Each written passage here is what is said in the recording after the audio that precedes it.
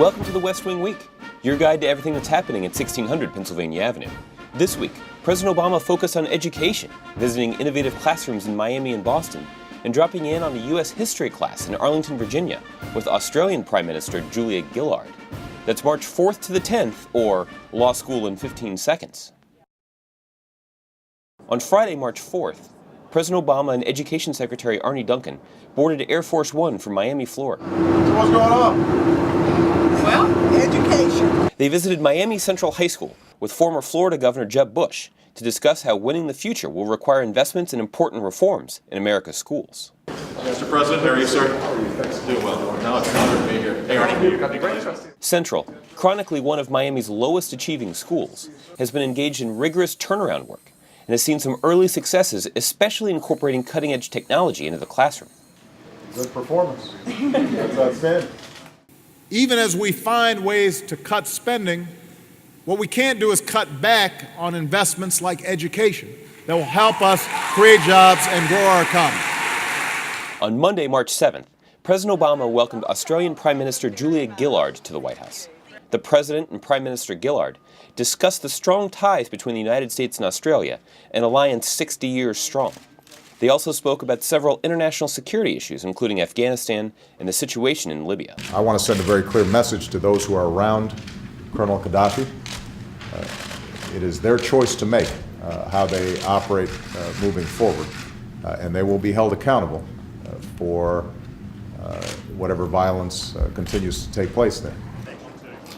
President Obama and Prime Minister Gillard, who is Australia's former education minister, then loaded the motorcade to head to Wakefield High School in Arlington, Virginia, the site of President Obama's 2009 back-to-school speech, to check in on a classroom of juniors there. One kid turned to another and said, "Is she speaking English?"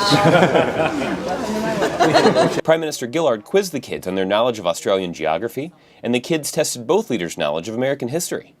How many of these presidents can you name around That's Lincoln, and that's Washington. On Tuesday, March 8th, President Obama was joined by Melinda Gates, co-chair of the Gates Foundation, and Secretary of Education Arne Duncan on a visit to Tech Boston Academy in Boston, Massachusetts. It's a biotech class where they're learning about college biology. The president visited some classrooms and spoke to students and faculty about the shared responsibility that government, businesses, philanthropists, and communities have to promote innovative education strategies that will prepare American students to compete in a 21st century economy. The president also fell back on his old role as a teacher of constitutional law. Any particular case? I used to teach constitutional law, so I know a little something about this. Yes, sir. Okay, and why don't you state the case? What's the court's conclusion? What was the rationale? What did they say? What was the reason? Do you agree with that? Yeah, I do. See? Wow. That's law school class right there. There's no better economic policy than one that produces more graduates with the skills they need to succeed, to start their own businesses, to create their own Microsoft, to create new industries.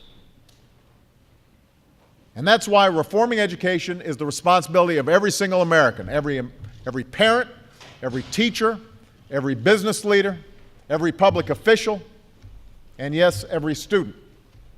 On Wednesday, March 9th, President Obama nominated his Commerce Secretary Gary Locke to replace John Huntsman as the U.S. ambassador to China. In replacing Ambassador Huntsman, I can think of nobody who is more qualified than Gary Locke. More than 100 years ago, Gary's grandfather left China on a steamboat bound for America, where he worked as a domestic servant in Washington State. A century later, his grandson will return to China as America's top diplomat. On Thursday, March 10th, the President and First Lady convened the White House Conference on Bullying Prevention. The conference brought together parents, students, and teachers from across the nation who have been affected by bullying, as well as those who are taking action to address it. Today, bullying doesn't even end at the school bell. They can follow our children from the hallways to their cell phones to their computer screens. And in recent months, a series of tragedies has drawn attention to just how devastating bullying can be. Later that afternoon, the president met with a bipartisan group of House members and senators in the Roosevelt Room to discuss important school reform legislation. To find out more information on any of these topics or to see complete videos of these events, go to whitehouse.gov. And thanks again for checking out your West Wing Week. First grade? What happened to all your teeth?